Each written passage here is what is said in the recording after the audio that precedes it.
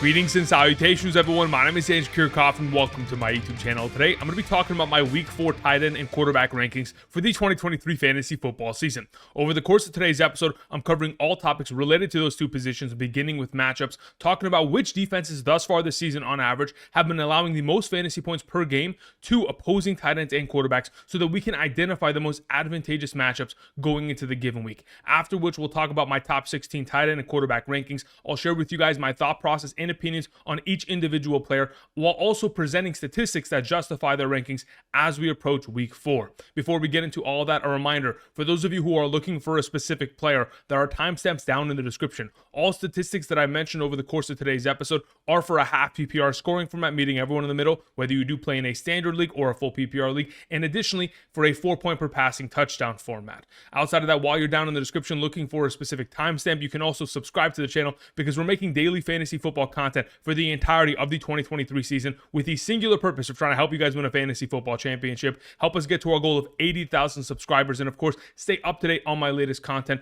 This upcoming weekend, 1 p.m. on Saturday afternoon, Pacific Standard Time, I'll be live streaming for 2 hours. Also, on Sunday morning, I'll be live streaming starting 6 a.m. Pacific Standard Time. Again, prior to the London game so that you can get your lineup set before that game. And then additionally for another 4 hours prior to kickoffs for Sunday. Again, all of this in order to help you guys out. So if you have not yet already, be sure to subscribe to the channel. Another way to also get yourself additional help for the entirety of this season besides subscribing to the channel is to be sure to go ahead and check out Underdog Fantasy. There's a link down in the description. When you travel on over, use code Andrew and make a first-time deposit minimum of $10. You'll get my rankings all expansive sent to you every single Sunday morning for the entirety of the season. Again, these rankings will consist of by position, quarterback, running back, tight end, wide receiver, kicker, and defense, flex positions, half PPR, full PPR, by position, by tier, every single Sunday morning. Be sure to check your spam folder, because again, the entire point is to try to help you guys out. You'll also get a first-time deposit match up to $500, and you'll be able to participate in the 100K Sunday play with George Pickens and potentially win yourself $10,000 via Underdog Fantasy this upcoming weekend. So for those of you who are wondering if you're eligible to take advantage of the opportunity, check out the map to the right side of the screen. Draft responsibly via Underdog Fantasy. Thank you very much for the support and using code Andrew. All right, let's talk about matchups going into this week, beginning with the tight end position. As you guys can see to the right side of the screen, we have fantasy points per game allowed in terms of receiving statistics isolated. So as you guys can tell, the Philadelphia Eagles, the Detroit Lions, New York Jets, Atlanta Falcons, Cincinnati Bengals, they are the most advantageous matchups going into the given week at the tight end position. This bodes very well for players like, Logan Thomas potentially coming back from the concussion protocol. Obviously, he was not participating in week 3's matchup because he was out. We have the Detroit Lions who take on the Green Bay Packers later tonight. Luke Musgrave, who had himself an incredible week 3 performance against the New Orleans Saints and even could have had a better performance if it wasn't for the lack of accuracy from Jordan Love. There is a great opportunity tonight for Luke Musgrave to play a huge role within the offense and obviously be able to rack up a lot of fantasy points in an advantageous matchup. The New York Jets taking on Travis Kelce. We already know we're going to start him. The Atlanta Falcons, they'll have their hands full with Evan Engram, who obviously will be benefiting from the fact that Zay Jones for another consecutive week will likely miss in the upcoming contest. We have the defense like the Cincinnati Bengals that obviously gave up their fair share of points to Tyler Higbee, but the question is, will they be able to give up points to Chigoziem Okonkwo? Time will tell, but ultimately just wanted to go ahead and talk about some of the more advantageous matchups going into this upcoming weekend's games. Of course, at the tight end position, on the other end of the spectrum, we have teams that have been locked down against opposing tight ends. The Cleveland Browns, Baltimore Ravens, New England Patriots, Pittsburgh Steelers, Washington Commanders. But in a lot of these circumstances, these teams really haven't played elite tight ends across the board. I mean, the Cleveland Browns thus far this season, they've taken on a husk of a team in week 1 with the Cincinnati Bengals. Irv Smith has done nothing for that organization thus far. In week 2, they took on the Pittsburgh Steelers. Obviously, Pat Freiermuth hasn't been very consistent this year. And in week 3, they took on the Tennessee Titans, which of course, Chigoziem Okonkwo hasn't played well at all in terms of his overall opportunities. And that offense, the Tennessee Titans, in terms of total yardage thus far this season, they're the second lowest in the National Football League, only ahead of the New York Jets. Either way, some of these teams haven't taken on elite tight ends. Therefore, Mark Andrews going up against the Cleveland Browns still will have an opportunity for success. So speaking of Mark Andrews and the rest of those tight ends, let's go ahead And let's get into my top 16 tight end rankings going into the week. Beginning with our number 1, it is Travis Kelce. Obviously, we know we're starting him. He's coming off of another consecutive week of scoring a receiving touchdown, and he's beginning to look like the old Travis Kelce, a healthy version of himself. Obviously, delayed from that week 1 injury that he sustained, which obviously forced him to miss. Nonetheless, he takes on the New York Jets, like we mentioned earlier. They're allowing 14.3 fantasy points per game, the third best matchup at the position. Should be a one-sided affair. And if Taylor Swift is in the stands somewhere, expect Travis Kelce to find himself in the end zone thanks to the efforts of Patrick Mahomes. Moving on to our number 2, we have TJ Hockenson. TJ Hockenson, for another consecutive week, is balling out in terms of targets and receptions. And unfortunately, he did fumble in that game, and that certainly did decrease his overall output of production. But still, I mean, the amount of volume of opportunity that TJ Hockenson is consistently getting, it is Justin Jefferson, and then it's him. He is the number 2 receiving option of this offense. And as long as we continue to see Kirk Cousins in this offense have to continue to throw the ball for the entirety of games in order to stay within the matchup, by all means, TJ Hockenson, a fantastic play. In 11 of the last 14 games he has played for the Minnesota Vikings, including the playoffs, he has had himself 8 or more total targets. Last week, 11 targets, 8 catches, 78 receiving yards. Has had himself 23 total receptions and is number 1 amongst all tight ends in the National Football League thus far this season in that category. He's 11 in terms of overall targets amongst all players in the National Football League with 28 total targets, nearly 10 per game. TJ Hockenson, another fantastic play against the Carolina Panthers in the given week. George Kittle is our number 3. I mentioned this a little bit earlier in the week when I talked about Deebo Samuel. George Kittle has himself unbelievable performances against teams that are division rivals in the NFC West, specifically the Arizona Cardinals, Seattle Seahawks, Los Angeles Rams. He typically finds himself a lot of success. Now, in the last 3 matchups against the Arizona Cardinals, that has consisted of 22.4, 16.9, and 17.1 fantasy points. He has scored 5 touchdowns in the last 3 matchups against the Arizona Cardinals defense. We have seen it going even back to last year with Brock Purdy, week 18. George Kittle found himself a lot of success, 16.9 fantasy points to be exact. I'm expecting a one-sided affair within this matchup. One of the better offenses in the National Football League. George Kittle coming off of a week in which he had 9 targets, 7 catches, and 90 receiving yards. We're going to continue with that momentum going into week 4.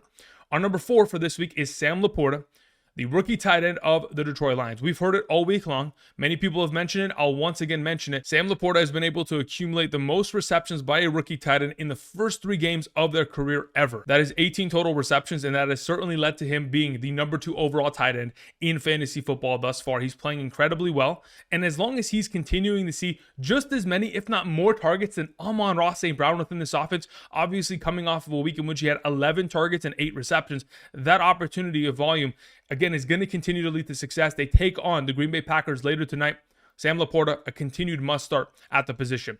Moving on to our number 5, we have Mark Andrews. Like I mentioned earlier, he does take on the Cleveland Browns, and the Cleveland Browns are the most difficult matchup on hand. But like I mentioned, they really haven't played any really elite tight ends thus far this season. Irv Smith, Chigoziem Okonkwo, these are not players that are going to move the needle at the tight end position on a consistent basis. Therefore, Mark Andrews should be in a position to succeed. Obviously, because of Rashad Bateman and Odell Beckham Jr. dealing with injuries, have not practiced thus far this week. We're expecting them to potentially miss. If that's going to be the case, Lamar Jackson is going to have to look towards Mark Andrews for majority of this game, as Denzel Ward will be the primary coverage against Zay Flowers, which will make it very difficult for that rookie wide receiver. Nonetheless, Mark Andrews should be in line for a great performance in the given week. Moving on to our number 6, we have Evan Engram. Evan Engram has played consistently well thus far this season. Obviously, the absence of Zay Jones continues to increase his overall utilization within the offense. And quite frankly, the fact that this team has been, pretty lackluster down in the red zone and not been able to command leads forces them to have to throw the ball for majority of second halves, which continues to only help Evan Ingram's overall fantasy production. In the last couple weeks, we've seen Evan Ingram's overall targets and receptions increase, and even though he's not much of a red zone threat within this offense, he's going to continue to maintain relevancy because of the matchup. They take on the Atlanta Falcons. The Falcons have allowed 12.23 fantasy points per game and a half PPR thus far this season on average to opposing tight ends. That's the 4th best matchup at the position. I'm expecting, again, another big performance here from Evan Engram in London. Our number 7 this week is Darren Waller. Taking on the Seattle Seahawks is an advantageous matchup going into the given week. The only question is, can we anticipate Daniel Jones to step up and play well in the given matchup?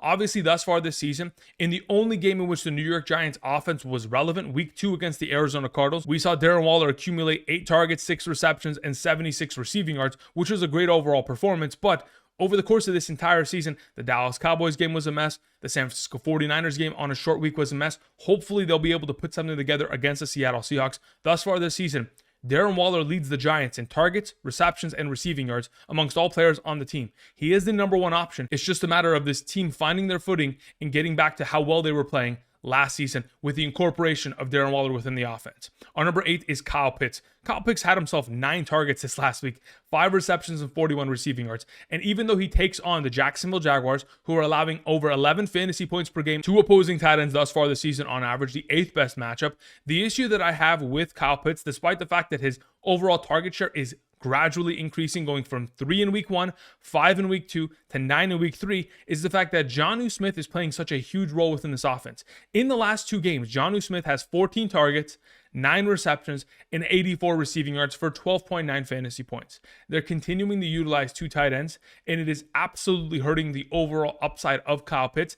That being said, he is still seeing himself a good volume of targets and enough that when you go up against the Jacksonville Jaguars, who have been struggling, you can be fantasy relevant.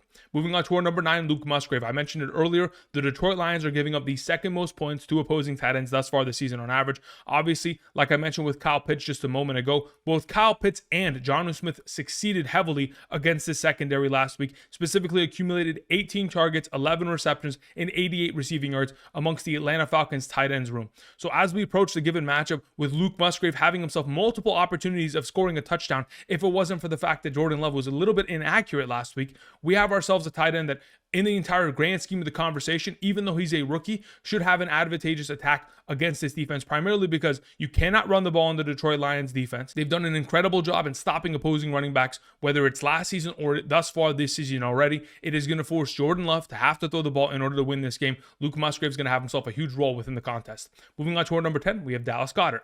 Dallas Goedert taking on the Washington Commanders. Last season, in the 2 games in which he took them on, 10.1 and 9.8 fantasy points, was able to score a touchdown in each of those 2 contests. He's been able to accumulate himself 5 or more receptions in 6 of the last 7 games that he has participated in. Ultimately, Dallas Goedert is a safe tight end play. He is seeing enough touches overall in a half PPR, full PPR to be relevant. It's just a matter of, can he get himself receiving upside? Obviously, they tried to do one of those fake QB sneaks last Monday night against the Tampa Bay Buccaneers, and unfortunately, Jalen Hurts slipped. Otherwise, we have a receiving touchdown from Dallas Goedert. They want to get him more utilized within the red zone. We know that to be the case, but unfortunately, unless this team is going to stop them from running that QB sneak, Jalen Hurts seems to be the guy down in the red zone. Our number 11 is Pat Freiermuth. I definitely got too cute last week. Pat Freiermuth, Tyler Higbee, players like this that I did not rank last week, I got too cute with it. The frustration of them not performing well throughout the first 2 weeks of the season pretty much got to me, and I thought, okay, well, they didn't have great matchups going into this upcoming week. Let's just not expect them to do much. And out of nowhere, both of them decided to show up. So specifically, Pat Freiermuth had himself a great game, 40 receiving yards on 3 overall receptions and a receiving touchdown for double-digit fantasy points. We very rarely see that at the tight end position. So anytime you have an opportunity of putting that in your lineup, we want to take advantage of it. They take on the Houston Texans. It's the 10th best matchup at the position, allowing double-digit fantasy points to opposing tight ends. Specifically, as a member of the Pittsburgh Steelers, Pat Freiermuth is the number 1 option down in the red zone. Of the 11 overall passing attempts down in the red zone, 4 of them have gone in the direction of Pat Freiermuth thus far this season. That's 36% of the target share down in the red zone. And he is the only Steeler thus far this season that has a target inside the 10-yard line. I'm expecting Pat Freiermuth within an advantageous matchup to find himself success. Now, speaking of Tyler Higbee, like I mentioned earlier, the lack of performance that we witnessed from Tyler Higbee from weeks 1 through 2 pretty much tilted me to ranking him far lower than the top 16. And obviously, he performed better than that. 9.6 fantasy points, 5 targets, 5 receptions, 71 receiving yards, made a lot of plays down the seam, primarily because, again, Puka Nacua was for some reason invisible to Matthew Stafford, but nonetheless, what Tyler Higbee offers at the tight end position is overall opportunity. He plays 90% of the overall snaps in every single game thus far this season. On top of it, has seen 12 total targets in the last 2 games. They take on the Colts, and even though the Colts played pretty well against Mark Andrews, it's just a matter of the Los Angeles Rams offense being able to trickle down the field, slowly but surely dump off passes, keep Matthew Stafford protected by getting the ball out of his hands quickly. Tyler Higbee will certainly be helping in that overall objective. Moving on to our number 13, we have Dalton Kincaid. Against the Miami Dolphins, there have been a lot of successful tight ends. When you go back to last season, when you go ahead and begin this season, the linebackers and their coverage and even the safeties have not played well. Thus far this season, they're the 7th best matchup at the tight end position. And additionally, when you go back to the last 2 games in which we've seen Dawson Knox for the Buffalo Bills take on this defense. He was able to accumulate 3 catches, 20 yards, and a receiving touchdown in the playoff game. And of course, in week 15 against the Miami Dolphins, 6 receptions, 98 receiving yards, and a receiving touchdown. Even though Dawson Knox is certainly within the lineup still and could end up being that, touchdown vulture down in the red zone, we're hoping that Dalton Kincaid, with more workload and more opportunity as the weeks progress, will continue to see himself upside down in the red zone. Our number 14 is Jake Ferguson. Speaking of red zone upside, thus far this season amongst all players in the National Football League, he has the most red zone targets with 8 overall. If it wasn't for the fact that the Dallas Cowboys have been awful, they're 3 for 11 down in the red zone in the last 2 games, and they're 2 for 7 in goal-to-go situations. Ultimately, Jake Ferguson's going to get himself more opportunity. Had himself 7 targets, 5 receptions, and 48 receiving yards. I know it's a tough matchup against Bill Belichick, but ultimately, if you're going to continue to see red zone targets at this high of an overall clip, we have to start him because the touchdown upside is certainly there. Moving on to our number 15, Hunter Henry. Speaking of the Patriots and having touchdown upside, Hunter Henry only applies that. If in fact he scores a touchdown, he will be relevant. If he doesn't, unfortunately, he is a dud performance. He pretty much is the Donald Parham of this offense. And there is a potential in which you could start someone like Donald Parham in his stead. Time will tell whether or not, it'll be Gerald Everett or him.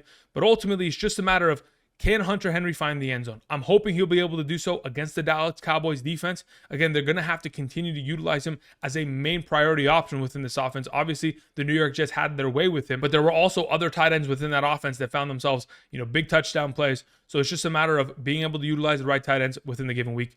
The final option I wanted to mention is David Njoku. I don't really love David Njoku as a play, but the fact of the matter is that Deshaun Watson played extremely well last week. Deshaun Watson played his best game as a Cleveland Brown last week, and if they're going to continue that momentum into the given week, David Njoku will see potentially more target upside, and with that, perhaps deliver down in the red zone.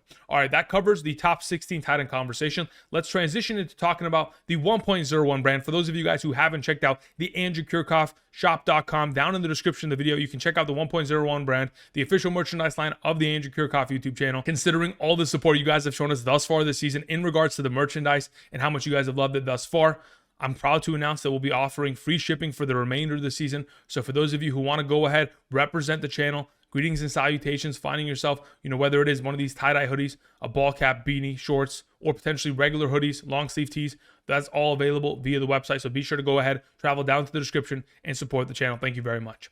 All right, let's go ahead and let's talk about quarterback matchups going into the given week. We can begin by talking about, of course, how many points these defenses have allowed to opposing quarterbacks. It's no surprise that the Denver Broncos gave up their fair share of points. The Los Angeles Chargers, Philadelphia Eagles, Seattle Seahawks, Chicago Bears. These have been defenses that in some circumstances have played well, and in others, specifically teams like the Los Angeles Chargers, they have been awful every single week. Like the Broncos, they gave up a huge play last week to Tua Tagovailoa, who went for 4 passing touchdowns, and that certainly skewed the overall numbers. But teams like the Chargers and the Seahawks and the Chicago Bears, they haven't been able to stop a single nosebleed thus far this season in comparison to these other defenses. So we absolutely want to take advantage of these opportunities, of these incredible matchups within a given week. Now, on the other end of the spectrum, we have teams like the Buffalo Bills, Dallas Cowboys, Cleveland Browns, and New Orleans Saints, who have played incredible against opposing quarterbacks thus far this season on average. Even though we haven't seen much success from quarterbacks against the Buffalo Bills, I expect Tua Tagovailoa to be a top 5 quarterback within the given week. Even though we haven't seen much success from quarterbacks against the Cleveland Browns, I expect Lamar Jackson to be able to accumulate enough work on the ground and through the air to be relevant. Again, a lot of these teams haven't played incredible quarterbacks. Again, the Cleveland Browns in week 1 took on a husk of Joe Burrow. In week 2, they took on Kenny Pickett. In week 3, they took on Ryan Tannehill. Nothing special there. Lamar will be able to get the job done. So speaking of Lamar, let's go ahead and let's transition into talking about my top 16 quarterback rankings. I'll have 18 quarterbacks on screen in just a bit, but let's begin with our number 1, Josh Allen. Josh Allen has not played to his overall upside thus far this season. It has either been games where he has heavily struggled or this team is blowing out the opposition, and it really doesn't require him to be super fantasy relevant and throw for 300 plus yards or score 3 or more touchdowns. Now, when we go ahead and talk about the matchup against the Miami Dolphins, Josh Allen has himself an incredible record against the Dolphins. Throughout his entire career, he is 9-2 against the Dolphins, whether it's regular season or postseason. On top of it, in 2020, he took on Vic Fangio, who is currently the defensive coordinator of the Miami Dolphins defense. He was the former head coach and defensive-minded coach of the Denver Broncos. In that game, we saw Josh Allen put up 359 passing yards, 2 passing touchdowns, 2 rushing touchdowns on 33 rushing yards, 37.66 fantasy points throughout that contest. Ultimately, Josh Allen is in a perfect position to succeed because he always dominates against the Miami Dolphins. Last season, he had a privilege of taking on the Miami Dolphins defense 3 separate times: 22.08, 35.86, 26.7. I expect a lot of success from Josh Allen. Therefore, I expect him to be the number one by the end of this week. The highest implicated, total points between these two teams. This should be a high scoring shootout of a matchup. Jalen Hurts is our number 2. Even though Jalen Hurts hasn't been able to find his overall upside on a consistent basis either thus far this season, he's eventually going to find his stride. Obviously, turning over the ball a couple of times last week certainly doesn't help that overall effort, but now he has an opportunity of taking on the Washington Commanders. The Washington Commanders just got destroyed by the Buffalo Bills this last week. And last season, in the 2 matchups against the Washington Commanders, he put up 27.6 and 21.8. We have seen Jalen Hurts scored 6 touchdowns in the last 3 games. And the rushing upside and the ability to score rushing touchdowns is super valuable, but so is having an efficient running game. Having DeAndre Swift being as great as he has been thus far this season, obviously teams are going to key in on that, and it's going to make it difficult. But going forward, it's only going to help the overall upside of Jalen Hurts as his offense is truly humming and beginning to find their stride. Our number 3 for this week is Justin Herbert. Justin Herbert set career highs in week 3, and already thus far this season, with Kellen Moore as his offensive coordinator, we are truly beginning to witness that Justin Herbert is taking that next step into greatness. Last week, he set career highs in total completions in a singular game.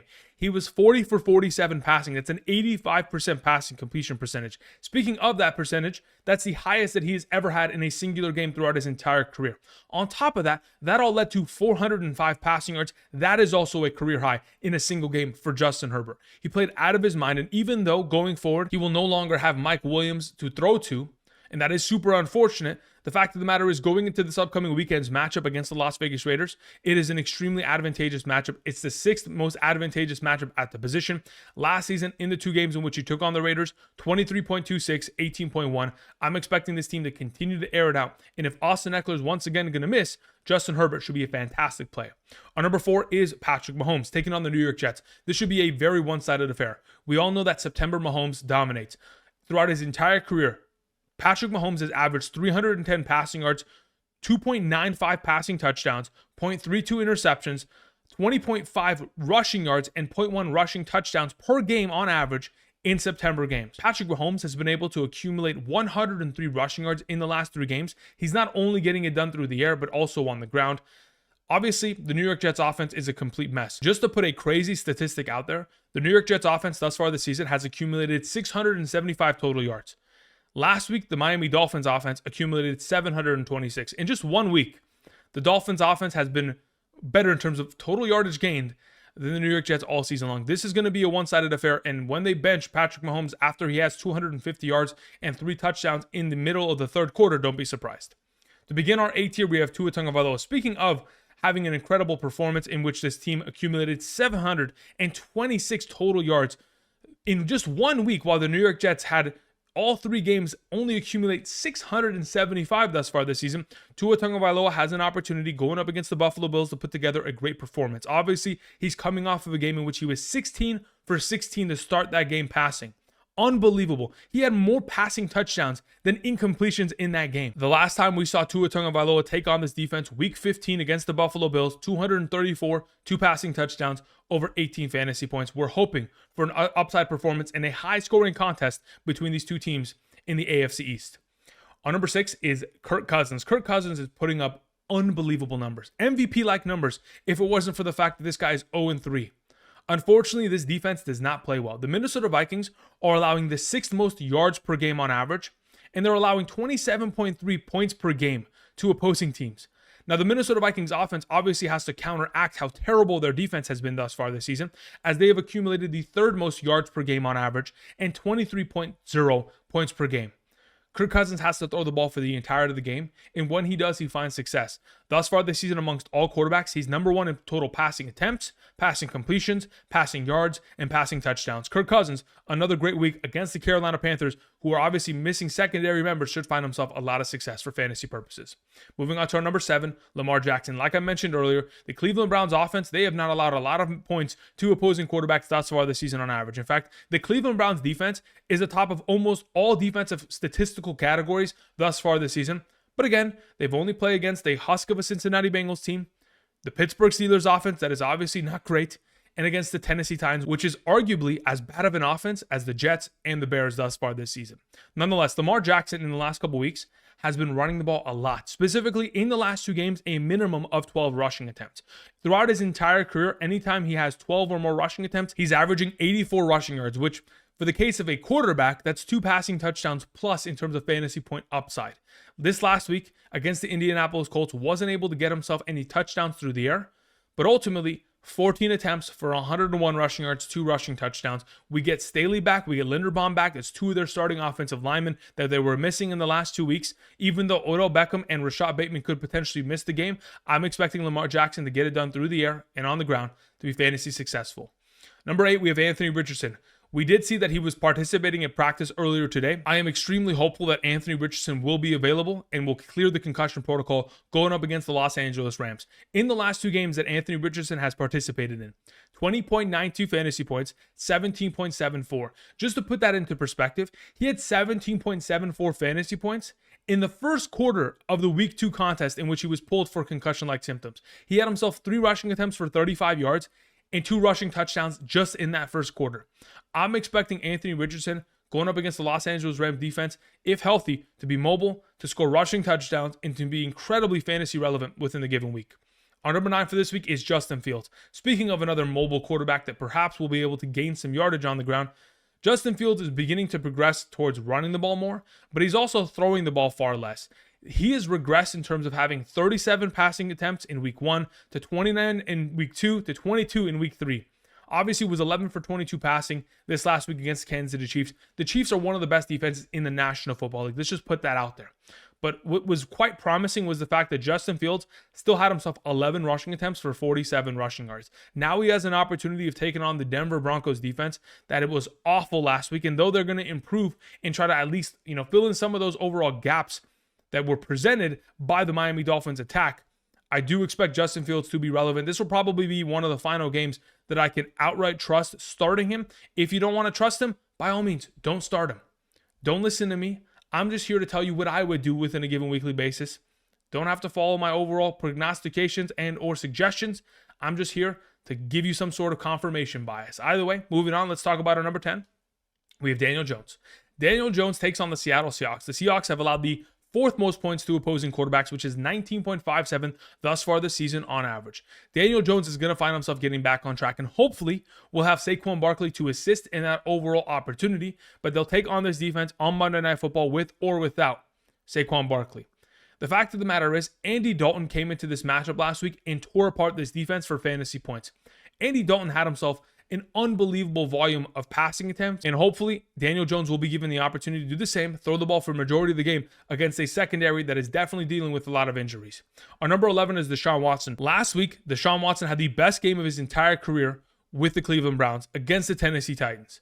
27 of 33 passing, an 82% passing completion percentage, now has the opportunity of taking on the Baltimore Ravens, who Gardner Minshew just led his team to beating this last week. There is a lot of opportunity for Deshaun Watson to succeed in the given matchup. He took on this defense last season. He won 13-3, and even though it was an ugly victory, he still played well in that game overall and was able to do enough to lead his team to a successful outcome. I expect Deshaun Watson to continue his success of passing the ball within this offense. Obviously, we've seen a lot of defensive injuries, specifically in the secondary for the Baltimore Ravens thus far this season. We already have Kyle Hamilton and Marlon Humphrey once again not practicing going into the given matchup. And if those 2 primary secondary members are not going to be there, Amari Cooper, Deshaun Watson, Elijah Moore should find themselves a lot of success. Our number 12 is Trevor Lawrence. My assumption is that Lawrence is going to get himself back on track. We've heard a lot of rumblings, a lot of rumors that Doug Peterson is, handed off the play calling within this offense. Hopefully he hasn't, because we know that Doug Peterson is a quarterback whisperer, and he can put quarterbacks in positions to succeed, whether their names are Nick Foles or Carson Wentz or even Trevor Lawrence. I'm expecting Trevor Lawrence, hopefully, within the matchup in London against the Atlanta Falcons defense, to put up an upside game. Again, you have so many weapons to your disposal. Travis Etienne, Calvin Ridley, Christian Kirk, and even Evan Engram. There are so many weapons within this offense. It's just a matter of them sputtering often in the red zone. If they continue to just tighten things up down in the red zone and they're able to convert on a lot of failures that they've had, I'm expecting Trevor Lawrence to be far more successful and far more fantasy relevant than he has been in the last 2 weeks. Our number 13 is Geno Smith. Last season against Martindale's defense, again, Martindale is the defensive coordinator of the New York Giants. He threw for 212 passing yards, 2 passing touchdowns, ultimately had himself a pretty good game. They won 27-13. Going into the Monday night matchup against 2 rookie cornerbacks, when you have guys like Tyler Lockett and DK Metcalf on the outside, I truly do think Geno Smith is going to find himself a lot of success within the given matchup. We have already seen Dak Prescott, Brock Purdy, Josh Dobbs all succeeded within the given matchup against the New York Giants defense. Geno Smith is next on that list. Moving on, and speaking of Brock Purdy has had himself another consecutive game in which he is scoring 2 or more touchdowns for this offense. In 9 of his overall regular season games that he's ever played, 8 of those games consist of 2 or more passing touchdowns. That overall, success level is going to continue this upcoming week, taking on the Arizona Cardinals, a division rival. Last week, obviously, Brock Purdy was coming off of a game in which he had 300 plus passing yards, 2 passing touchdowns, even without Brandon Ayuk within the lineup. So if in fact Brock Purdy is going to be asked to throw the ball once again at a consistent rate, you go back to last season, week 18 against the Arizona Cardinals, 3 passing touchdowns, 19.8 fantasy points for Brock Purdy. A lot of success, which hopefully he'll be able to continue within the matchup. Moving on to our number 15, Mr. Unlimited, we have Russell Wilson. Hopefully he's going to be able to cook something up. For at very least the receiving options that are associated with him, we're hoping for Russell Wilson to get himself 250 passing yards, 2 passing touchdowns. Again, the Bears, they're allowing the 5th most points to opposing quarterbacks, 19.53 on a per game average. We're just hoping that Russell Wilson can be solid within the given week. Now, the final 3 quarterbacks I wanted to mention are Joe Burrow, Jared Goff, and Jordan Love. Now, honestly, I kind of want to wipe away the overall rankings because it is tough to tell where exactly Joe Burrow is going to land. Even though Joe Burrow was given a full participation practice designation, that's a pretty good string of words, this Wednesday, I do believe that, again, he was at a quote-unquote full participation in that Monday game, right? So full participation in practice doesn't mean anything. If he is still hobbled, I don't know if we can trust Joe Burrow, even up against the Tennessee Titans, who are giving up the 7th most points to opposing quarterbacks and are obviously in the top 3 in that conversation to opposing wide receivers. And again, we know that the wide receivers associated with Joe Burrow are incredible. It's just, can we trust him? For now, I probably lean in the direction of maybe starting someone like Jared Goff or Jordan Love tonight. But the only issue that I have with those two is that last year in the 2 games between the Lions and the Green Bay Packers, there were low scoring events. In one game, it was a 20-16 victory for the Lions. In the other, a 15-9 victory for the Lions. Low scoring games, defense has been the overall trademark of these contests between each other. I'm hoping that it'll be a higher scoring event, especially for these 2 quarterbacks, but ultimately I am worried about it. Therefore, I have them at these current overall positions. But if in fact you're worried about Joe Burrow, perhaps just start one of these 2 players going into the given matchup tonight and not have to worry about starting a hobbled quarterback against the Tennessee Titans pass rush. All right, that's going to cover it for me today. Thank you, everybody, for watching. Again, if you guys haven't checked out Underdog Fantasy and use code Andrew today, be sure to do so. Again, you can go ahead and participate in the Pick'ems games tonight with the Thursday night matchup, of course, whether it is a Jared Goff, Jahmyr Gibbs, David Montgomery, Amon-Ra St. Brown. There is a lot of potential to go ahead, put together some Pick'em slips in tonight's game. I like the idea of Sam LaPorta finding himself success. 42.5 receiving yards is not a bad number ultimately within the given game. If we go ahead and scroll down, perhaps go ahead and maybe put together a pick'em slip with both of these rookie tight ends finding themselves success within the given matchup. Luke Musgrave, 37.5 receiving yards. Like we mentioned, they both got really advantageous matchups. So again, if you haven't checked out Underdog Fantasy, be sure to use code Andrew today. Make that first time deposit. It is matched up to $500. So you can deposit 10 at a base minimum and get 10. You can deposit 500 and get 500. It's totally up to you and your prerogative. Be sure to support using code Andrew. Thank you very much. Also, you'll get those Sunday rankings. And until tomorrow, we'll be talking about some trade targets for the 2023 season. I'll see you guys. Peace.